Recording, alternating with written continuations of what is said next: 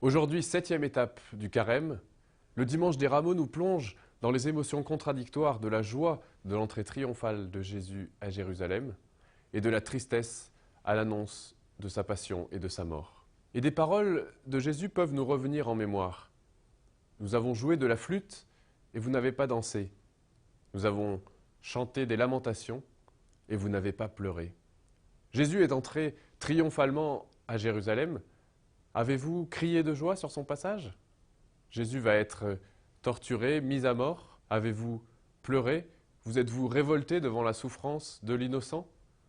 Ou êtes-vous resté comme les pierres, indifférents sur le bord du chemin? Au terme du carême, le dimanche des Rameaux est comme le dernier test, ou la séance de rattrapage, en fonction de notre préparation, pour savoir si nous sommes prêts à vivre la Semaine Sainte. Pas à la regarder passer, mais à la vivre.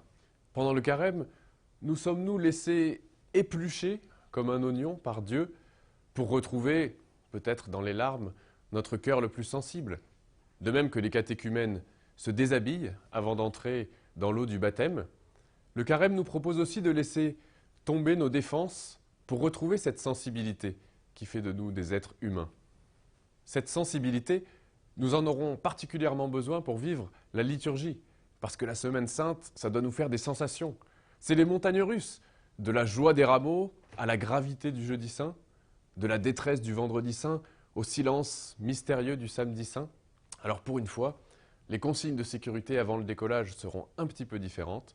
Décrochez vos ceintures, enlevez vos casques et laissez-vous toucher par les célébrations.